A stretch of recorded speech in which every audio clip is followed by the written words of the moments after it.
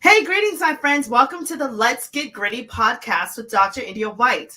I am so thrilled to be here with you guys today and to bring on this rock star guest of mine. But before we get started, I wanted to make some announcements with you. The Let's Get Gritty podcast with Dr. India White, it will be aired on the SoulNet WKDH radio station from Monday through Friday every 10 a.m. to 11 a.m. Eastern Standard Time. So tune in at www.soulnetwkdh.com to tune in. Also, I wanted to share with you guys an opportunity for us to connect. If you want to connect with me via social media, you can go to my Facebook at Miss India White, my LinkedIn, The India White, Twitter is Indie Speak and Teach. My Big Ideas Twitter is iWhiteBIL. My Instagram is Indie238 and YouTube channel, you can like and subscribe, it's India White 123. So also feel free to check out my website, www.india-white.com, for some other interesting information on there and just to get to know about who I am overall. So with that said, I am thrilled to bring on the show today someone that has been so influential in the world of education, and silent influencer, but also on the stage, visible, present, doing a great work. And this is none other than Paul Battaglia with Big Ideas Learning. He is a speaker, he is an author, and he also is a high school educator. So welcome, Paul, to our show. Thank you, Indy. I appreciate it. Thank you for having me. Oh, yes. It is an honor. It is a high honor, Paul. So, for those that don't know about you and they're trying to know about grit and the things that you've done. Before we really get started on that, can you tell us a little bit about yourself? Yeah, absolutely. So I'm married to my wife, Janice, for 20 years. We just celebrated in the summer. So that was exciting. Yeah. Married with four kids. My oldest is a sophomore in college. Okay. I have a freshman and sophomore in high school. So not only am I in the trenches teaching every day, but I go home and we're working on some high school math with them too. And then I have a fourth grader too. So yeah. Okay. So you have been in education for how long, Paul? This is my 25th year. Wow. 25 years. And so now I want to ask you some questions regarding your role in education and sure, what that means to you when you look in the lens of grit. But before we get started, can you please tell us, what is your definition of grit? How do you define grit?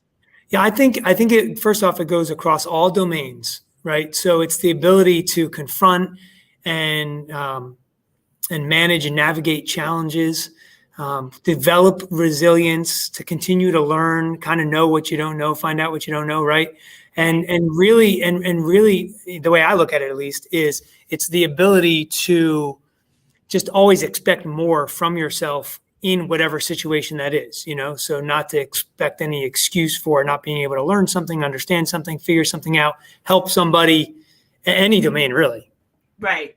Well, this is absolutely true. Now, my question to you, though, is you've said a mouthful about grit. And of course, I say that grit is great resilience in time. So, when you're talking about resilience, that's spot on. But as a high school educator for so long, how have you been able to cultivate grit in your students?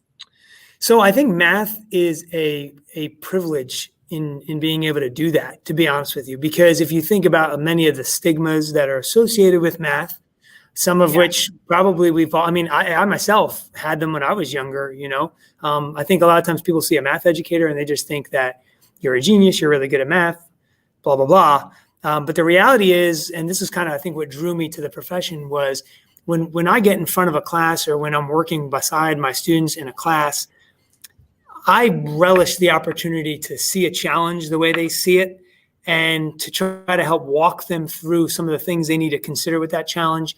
And because of that, I don't want to be the center of attention. I don't want to be just the lecturer. I really want to see them struggle, but I think that's easy for me to say, but it's not fair if I don't say that to them right in the beginning. Yeah. Right? That struggle is going to be a part of this process, and there's going to be things that you're not going to be comfortable with, familiar with. You may have to go back in the treasure chest a little bit to figure out why something is still relevant to what we're doing now. But if I can use that mentality as the educator, right, then I do believe that that helps me cultivate grit within the student body, because I'm teaching them that we're after something. We're after Right. something. We're not going to rest until we get what we want. Yes.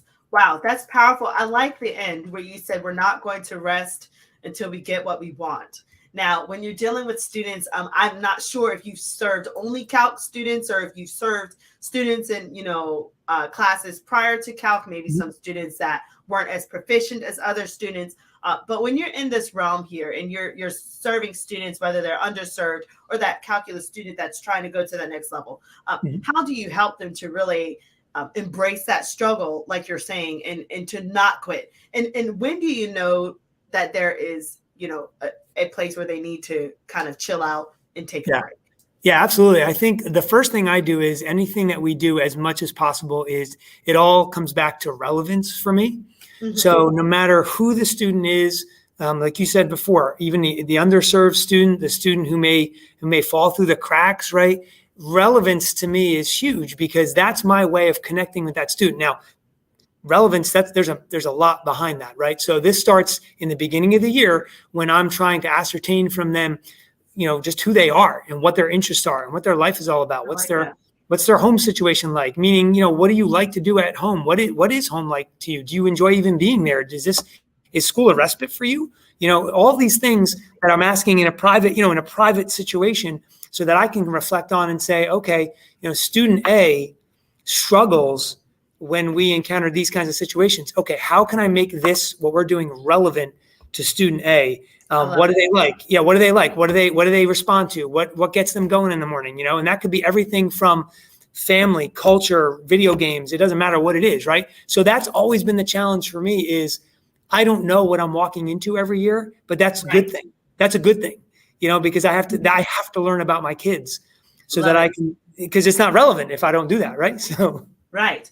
Now, this is powerful that you said that, because I found as well, Paul, that when you're trying to get to know the student, bringing in that relevance, bringing in their background, and really taking intentional time to get to know them. Now, how have you been able to, through relevance, I guess, cultivate grit especially in students that might be underserved or students of ethnic background? So, for instance, a student, they might be a first generation, but they're amazing. They're a scholar, but they might not necessarily know how to, climb that ladder. They might not know how to relate to some of the problems in the textbook. So what are some strategies that you've been able to? So I'll give you two examples. One example is from a little bit further back. So one of the first classes I taught in Algebra 1, right, was a class that was 50% Spanish native speaking students, right, with very little English speaking skills.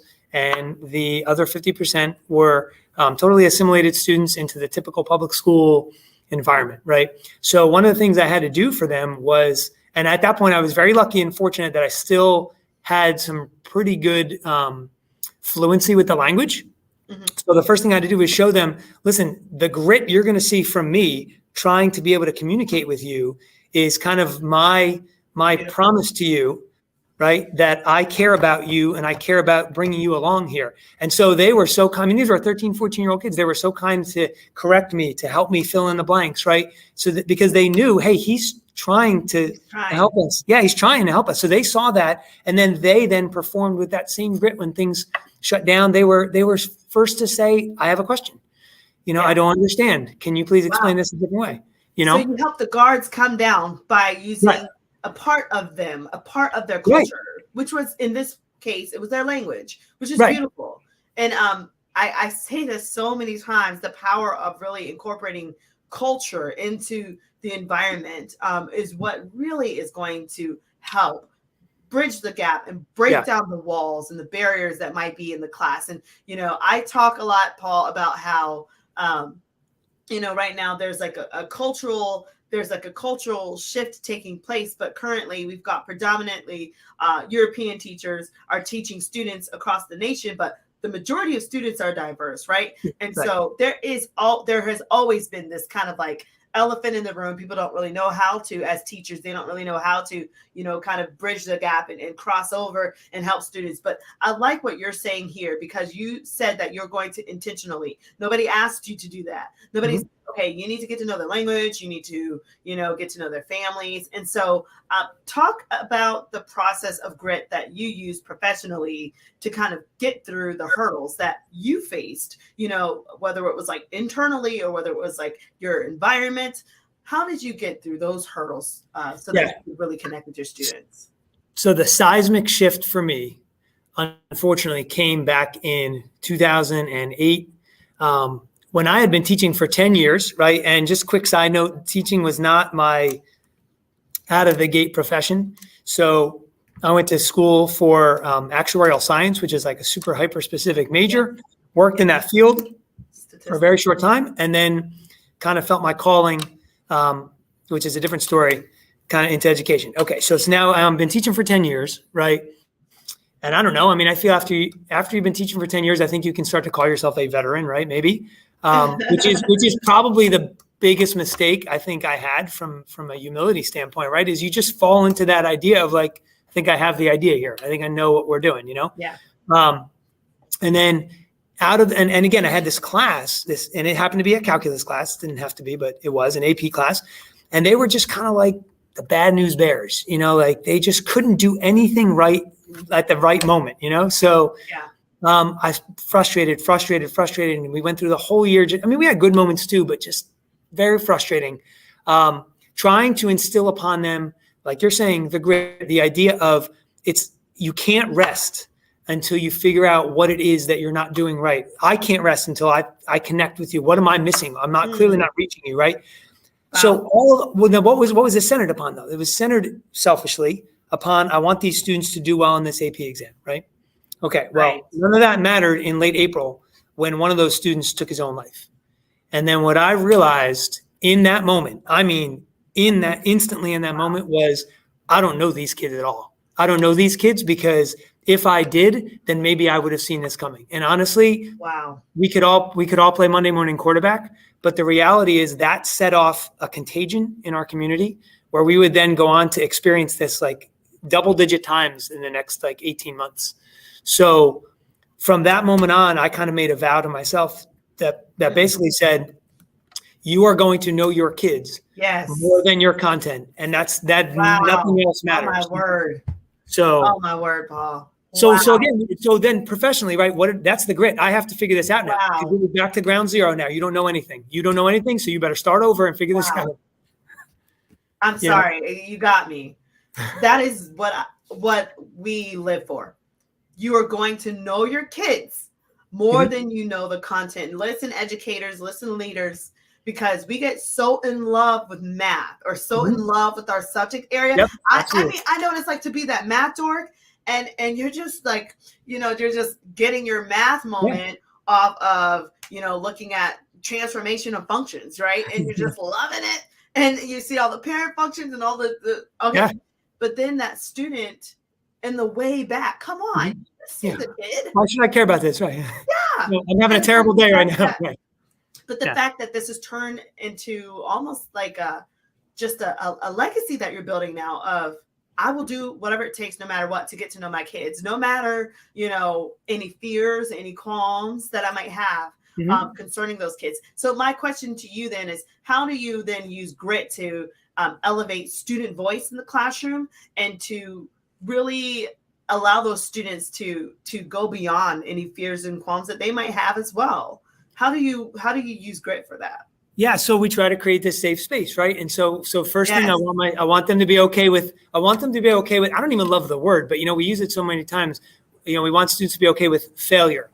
I mean, is it failure, or is it just a matter of trying to figure things out? Really, I mean, if I don't know how to change my oil, have I failed, or I just haven't figured it out yet?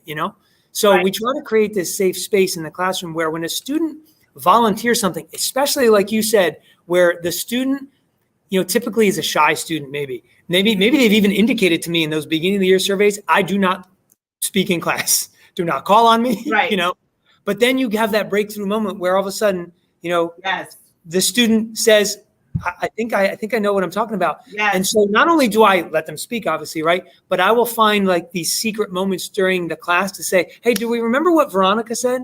Right? Yeah. Do you guys remember that? Do you remember when Asia Lee said that last week? And she said, she had noticed this pattern Okay, now how can we take that pattern and go with it? And I think that when students see, oh, that's the girl or the guy who never says a word, and he's highlighting him or her now, right? He's highlighting, and honestly, like, because what do students want? They still want to know their worth, right? So that, I think, spurs them to say, well, I think I see a pattern. Maybe call him in. Beautiful. You know, and Beautiful. again, it's just not shutting anybody down. And then when they're wrong, right? My first response, again, probably in my early years, was no, good thought, or now my response is, what do you think?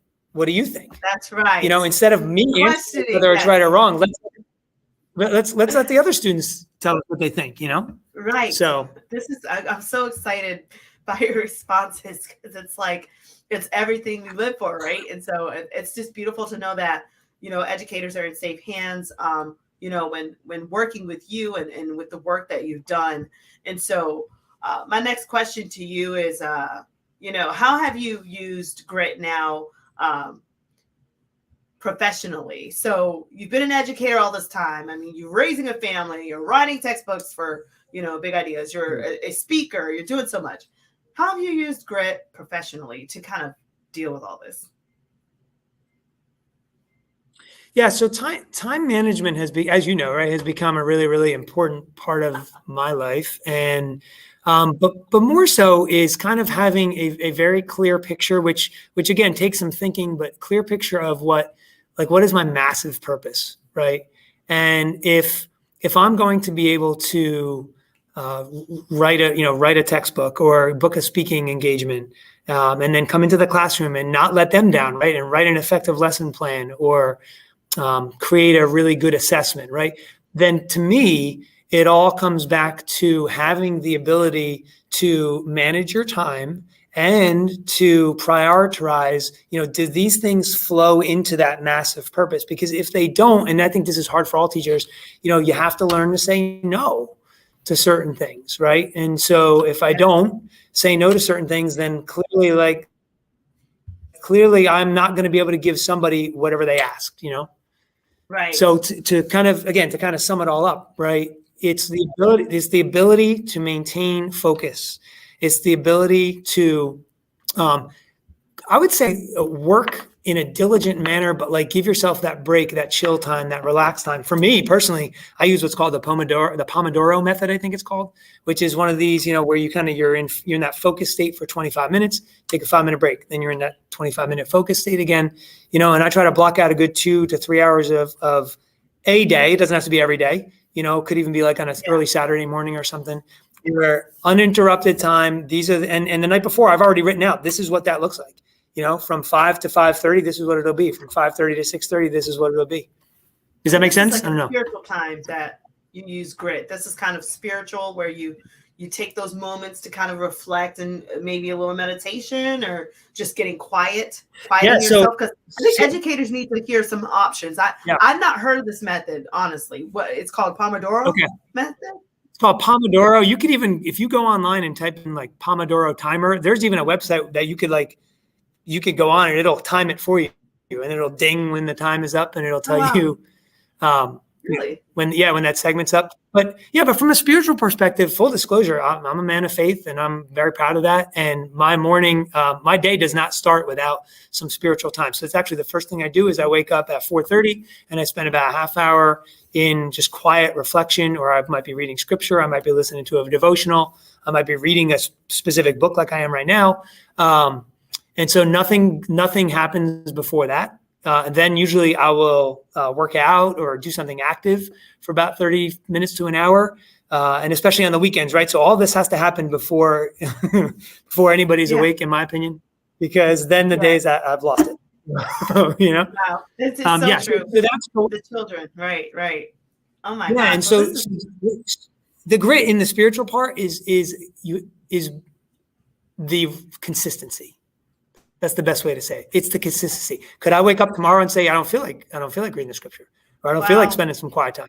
Yes, I absolutely can. I can. But again, it's the discipline and the consistency to know. And this is how, again, let's not to go on about it, but how do we teach students this, right? I'm here every day. I want you to see the consistency. I'm here every single day. And as long as you can be here, then I'm gonna be 100% ready for you. I want you to try to be 100% ready for me. But the consistency, you might not see it today, tomorrow, Friday, but in 2 months from now, I hope you look back and say, "Wow, I didn't know I could do all that." Yes, And it's the same thing in life. Yeah. Well, the thing is, you're saying this, and I'm starting to think about underserved kids who might not have a culture of grit, and they don't really care to have it.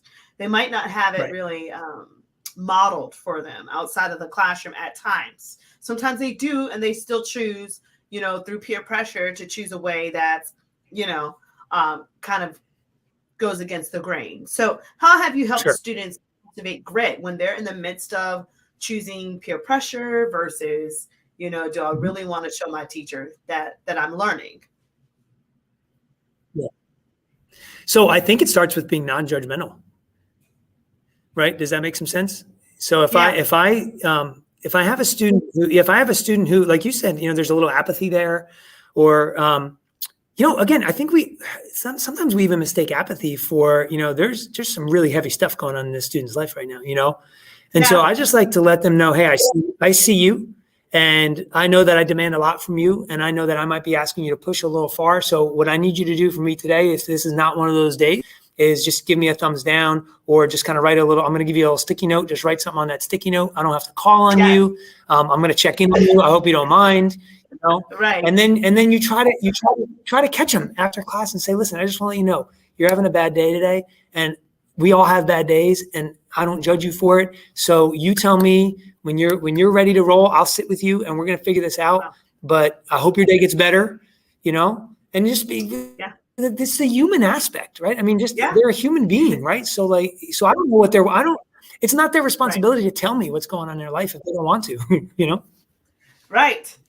But it's also that socio-emotional component of you're trying to really be intentional and finding out how that student is feeling and how are they socially acclimating to the environment, and the fact that you care enough about them to do this. This is the piece that I'm hearing from you, is that you actually care about these students. And even though you're teaching this rigorous level of class, because I'm going to tell you, not everybody has a really powerful experience where, they're higher ed, or higher level teachers in the math in particular care about them. Like they're so in love with math that sometimes these teachers, because they are so much pressure on those AP exams, right? Sometimes those teachers are a little bit stoic, distant, and they're not trying to be, and they come off as cold. And so the students are, they're in a culture and an environment outside of that classroom where socially having that social interaction is key. So they want to feel like they belong. They want to feel like their culture is great. They want to feel like, they can thrive with others around them, including their educators. And then they get into certain spaces like that Calc class or that Calc 2 class, and then it's cold. And they're just kind of looking like, or they're not used to that. And when I say cold, it's that culture of that it's like an unspoken expectation that many higher leveled, professors or educators have, where it's like, you don't talk when you're not supposed to talk, you're not going to do anything but the math. I don't need to show you a lot of, visible things. I don't need to, basically pull out the bells and whistles. No manipulatives, right? You need to appreciate it for what it is, right? Right. But the thing is, some of these babies that are coming to us, they're going to need us to still make that personal connection, even in Calc or Calc 2 class or differential equations, whatever class it is, they're still going to need that connection. And so the thing that is getting me here is you have been so intentional in making that connection. And I want to commend you for that. And so I want to now ask you, how do you use grit personally, and how do you teach this to your students? How do they use grit to thrive through hopelessness? How about one question? And it goes back to some of the things we talked about earlier, right? I think first off, you have to be able to recognize the student who might be feeling hopeless. Now, some kids are really good. They're really good at hiding it, Yes, they are. But yes, they are. I know some of them, some of them can't help but show it, right? So I think in that moment, I think the question that I've found to be the most helpful is, And again, not in front of the whole class, obviously. Maybe it's before class outside, in the hallway, or maybe, once we've gotten started, it's me just kind of coming over and kneeling down next to them and just saying, do you need help? Do you need help? Wow. And because Wow. I think if somebody is feeling hopeless, they feel like there is no help, or nobody Yeah. sees that they need the help, right? And so I tell them, listen, I'm not saying I'm going to be the one to help. I would love to be the one to help you, but I'm not an expert in everything. So Wow. and you don't have to tell me your whole story, but if you say to me, yeah, I don't know what to do right now, or I just had a fight with my best friend, or my boyfriend broke up with me, or my mom said, get out of the house, or, Mm. we had a really traumatic situation at home last night. I don't want to speak about it, but I just don't know what to do. That is an opening that I need to take, and to say, okay, listen, what's grit? Grit is asking for help when you need help. And Yeah. and for me as an educator, it's being able to find the help, right, for a student, Yes. so that they can get the Wow. help they need, and just kind of make that life a little better. Right. Instead of running to the administration to, do a Right. disciplinary report or referral. No, right. That's one of my soapboxes, because I feel that so many times it's easy to just give it to the administration and let them handle it, and not knowing that the consequence could be something so much bigger than it should have been. But Absolutely. that this child is really reaching out for help, and so now this makes me shift to what you're doing today as an author for Big Ideas, Larson Text, and for the way that you go out and you speak and you do presentations and you speak at various platforms in education. Have you ever felt that when you're, especially as you're an author, and it's an honor to be among you, but as an author, have you ever felt that there were times that you just needed grit? And how did you push through some of the deadlines or some of the assignments that you had as you're writing the textbooks? I'd be feeling that right now. Right. Yeah, I feel like there's a tremendous responsibility. Not only is it a privilege to be an author, right, but there's a tremendous responsibility that comes with that, knowing that there's going to be hundreds, if not thousands, of people who are going to be very interested in what you have to say. They'll all have their own opinions, right? All of which are valid. And it's, as we know, it's impossible to try to on the front end of it, please 10,000 people or whatever the number might be, right? So it's those times when it's those times when I struggle, that I try to be as humble as possible. I'm not always great at it, right? But try to remember that it's not about me. I'm just basically I'm just being used, right, in a good way to, this is kind of like my anointing, right? This is what I've placed you here for. And so you need to spread your expertise, if it is, with people who need it. And that is what needs to get you through right now. And so you need to find that voice, right? And when I hear that, when I feel that way, the way you're describing, and, I'm either upset or stuck or frustrated, it's just easy to try to kind of throw in the towel. But it's easier if I can figure out, wait a minute, how about you just get out of your feelings for about 5 seconds and just think about the people that are going to benefit from this if you could just put together a really good product. Wow, that's so beautifully said. And I'm glad you said that, because it is encouraging. And I think that, like you said, it's a calling and it's a privilege. It's an honor. And when you're chosen for this work, you have to do it with accountability. And I think that we're doing our best to provide a product, right, for many that will change the trajectory of education in a great way, and also continue to add on to a beautiful product. So I just want to say, thank you for the work that you've done over all these years, as an author and as a speaker. And so with that said, I want to ask you another question as we are, wrapping up our journey here. And that question is going to be, do you have any advice for people, for the listeners, regarding how they can, cultivate grit, or, any last minute nuggets that you have for anyone? Yeah. And I would say it's not even authentic advice, so I can't take credit for it, but there's been a lot of people who've used the same thing, but I do think it resonates and it makes sense. And that is, you have to find your why, you have to find your passion. And it's really difficult to find grit without the reason why you're trying to be gritty. Yep. Right? So whatever that might be, for some people it's family. For some people it's trying to prove to themselves that they're more than maybe other people thought they could be, you know? Wow. And so for me, it was once I found my why, and not that can't change, right? I mean, like I illustrated before, right? I mean, not that can't morph and mold as you kind of move through life, but if you can find that passion and that why behind what you're doing and why you think it's important, you don't need to worry about what other people are saying, because you just have to realize that, like you said, it's your calling, and so you just have to kind of put that in front of you as your beacon, and say whatever I got to do to keep my focus on that, I have to do. So I know it's probably it's not new advice, so that's not gonna be the title of a book or anything, but